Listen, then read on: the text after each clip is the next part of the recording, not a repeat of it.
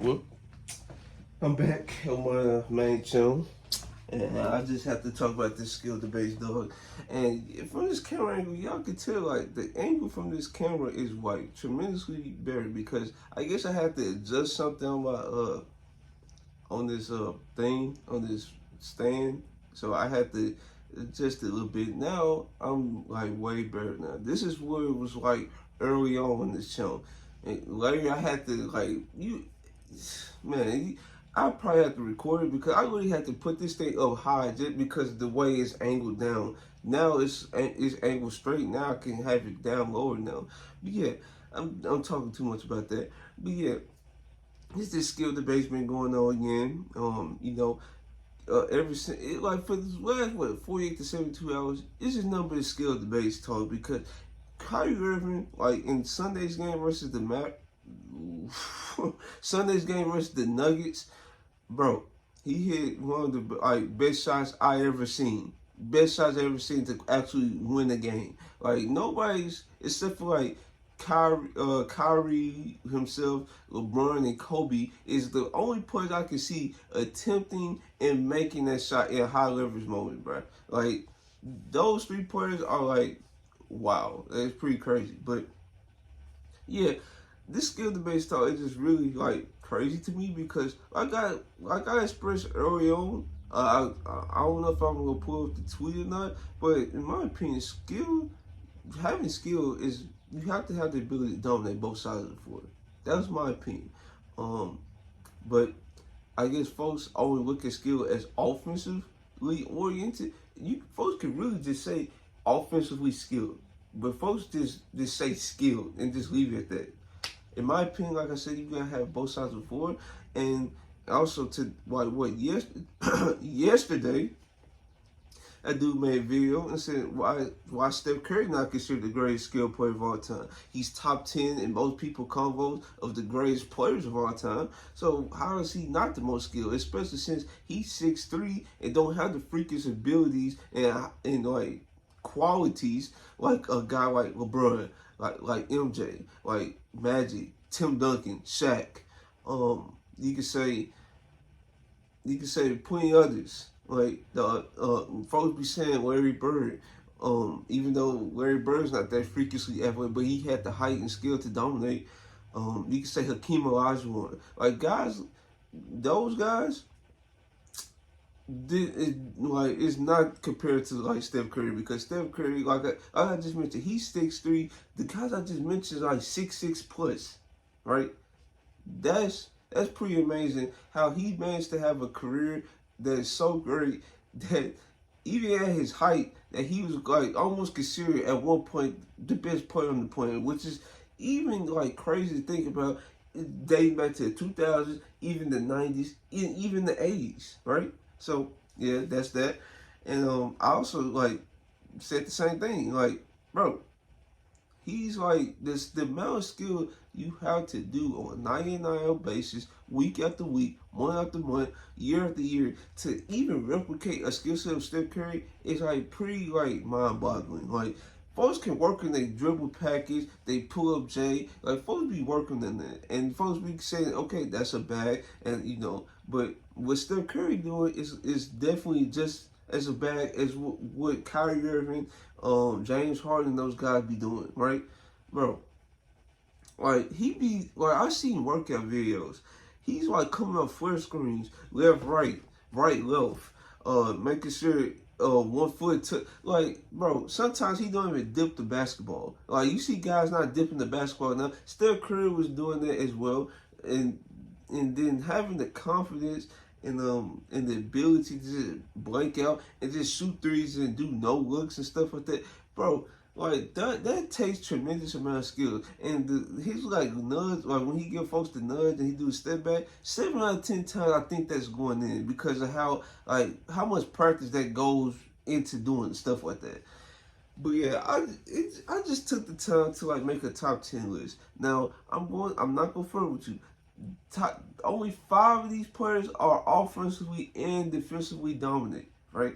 Other 5, I'm going to be more lenient towards the offensive end, and that's how it really should be. But folks don't operate like that. So let's go ahead and get into it. So the most skilled player of all time, in my opinion, I can't even really say because I have a three-way tie. And if I know folks going, well, actually, probably, I probably say a three-way tie because guys like Kobe, LeBron, Hakeem, that is my three-way tie for the number one spot. And here's the argument for each one. So, Kobe Bryant, like I said, he dominated in an era which most folks was not doing like that. Well, you can say like LeBron, Dirk, AI, T-Mac. You can say guys like that. But at one point, he was like the only offensive engine on his team, just like a T-Mac. He was dominating on defense with his point of attack defense. Like ball handlers around this time, when Kobe Bryant actually had a competent teammate next to him, he was like more focused on getting stops. Like at one point, he had to guard guys like Allen Iverson. He guarded guys like Rajon Rondo later on in his career. He's guarding Chris Paul. He took the chance to guard Chris Paul when like a guy like Derek Fisher or even like a Ron Artest who didn't have the foot speed to try keep up and try to contain Chris Paul. Mind you, this was 31 years old Kobe that was taking the chance doing this. He even wanted the chance to guard Paul Pierce at one point, and Paul Pierce is bigger than him. So then he has battles with like LeBron James. He took the chance to guard LeBron James on a couple occasions. Like, dog, this is like nobody's really doing it like Kobe Bryant. Then I go on to LeBron James, who also having this three-way tie being the greatest skilled players of all time. This man LeBron, he could throw a lot of dribble pass with his right or left hand. He can manipulate a defense with his eyes. One of the best pick and roll ball handlers we've ever seen. He's improving year in, year out his post game. And even his 3-point shot in his age 39 season, year 21, he's shooting 40% from three. Like nobody's development is that like crazy, dog. Like you are supposed to get buried in your 30s. That's not supposed to happen. The fact that LeBron James is actually developing like an actual jump shot to make him an outside threat is wild. Just imagine if he had this jump shooting ability in his younger days. It would get now. Folks say he's a good 3-point shooter. In my opinion, I feel like he's just slightly above average. But I'm telling you, if he continues this path of being like a 36 to 40% shooter from like here on out throughout the rest of his career, bro, you cannot tell me like there's too many guys that's more skilled than LeBron. Like, let's get honest with ourselves. And then being a 6'8" dude, having the freakish ability, like the freakish archetype that he has, and actually being nimble enough to like get into the lanes at will. We just never seen anything like this. And the third and final guy on my list that's tied for number one, Hakeem Olajuwon. Now, compared to the rest of these guys, Hakeem Olajuwon, what you could say was a great offensive player and elite defensive player. Like Kobe and LeBron, they was great in their own rights on defense, but this guy Hakeem Olajuwon was like the top of the top on defense. Like if you try to throw like a reckless like bounce pass, he's stealing that. You try to go up on him for some odd reason, he's blocking that. He also had the foot speed recovery to contest jump shots like he did against John Starks. He was really out to play against John Starks, and he still managed to block the shot. Right? That's pretty amazing. Then the offensive end, bro, he was giving David Robinson like trouble in the post. Like David Robinson didn't know what to do. Now it was moments where he set up his dream shake. He sometimes he take like one dribble and do like one large spin and he's at the basket. He had a good mid-range jump shot. And really the only thing he couldn't do was like shoot have the jump shooting ability to have it stretched out to a 3-point line. That's the only thing he didn't have. He also was a good passer for his time. Now, he could be even better passer, but big man around this time was not meant to be like what Jokic is today. Like those was not big man responsibilities, but he had the skill set to actually pass. And at one point, he was like regarded as the best big man passer of all time until Jokic came to the league. So yeah, that's that. So I just gave you three guys that for me are tied for number one. So now I'm finna give you 4 and 5, and that is 4 is MJ, like Michael Jordan, and 5 is Kareem. Now the reason why I have 4, like why I have MJ at 4, he was like tremendously skilled. Don't get me wrong, like he was like one of the best skilled players of all time. But like I said, like his 3-point shooting ability was not up to standard for me. Now, folks say he don't need the jump shot. In my opinion, like I said, if we talk about like actually skilled players and like kind of like almost 3 level scoring, like I said, almost 3 level scoring. MJ don't even come close to that because yes, he had a great mid range. He had a tremendous post game. He had tremendous footwork. He also was a great defender in his younger days, and it kind of turned out to be like a good defender in his older days. But like I said, the 3-point shooting ability was like killer for me. But like I said, he was one of the most explosive athletes. And then when that explosiveness was lost, that's when he developed a post game, and really nobody could really mess with him in the post. If you try to get physical with him, he can spin off that. If you try to give him space, he give you one jab step, you're not gonna move, and that's when he just pull up. Sometimes he give you 2 jab steps, and sometimes he just dunk it on your head if you just not gonna react at all. I'm not saying like MJ is not. Like folks should not take this as a disrespect to MJ at all. It's just the other 3 guys on this list is like pretty like amazing in their own right. Number 5 on my list, like I said, Kareem Abdul-Jabbar. Now Kareem, I will never understand why folks don't bring him up in skill debates. Now Hakeem, he has some like people in his camp to try. Well, not his actual personal account, but like his fan base. You try to put him skill debates. But Kareem Abdul-Jabbar, like you really have to take like an old head or something like that, or folks that actually watch the 70s and 80s to actually like appreciate Kareem Abdul-Jabbar's skill set. Kareem Abdul-Jabbar, he had the sky hook. You try to get physical with him, he can shoot the fadeaway as well. His footwork, it wasn't on Hakeem level, but it was definitely great for his time. He was a good passer out the post. You could say him and Hakeem was like neck and neck in that area. He also had all right mid range game when he actually went to it. Now most of his points was kind of like dominating in the post, but when he needed to like mid range, he would actually pull it out in certain situations. And then Kareem Abdul-Jabbar, his younger days, was like a great to elite defender. Like if folks really try to take your Kareem, that was not gonna be a good idea for you. And why would you even try to attempt that? Now the only thing with Kareem on defense, even his younger days, he really didn't handle physicality well. There was moments where he would try to use both of his hands instead of bodying up. He would use both of his hands, and then he used his body when the defender tried actually about to go up to score. But yeah, that's why I have Kareem at 5. Now, like I mentioned, 6 through 10, I'll be more offensively lenient. You know what I'm trying to say. I'm gonna be more lenient towards offense. So 6, Nikola Jokic. Now, folks may get upset with that. That's fine. I can understand.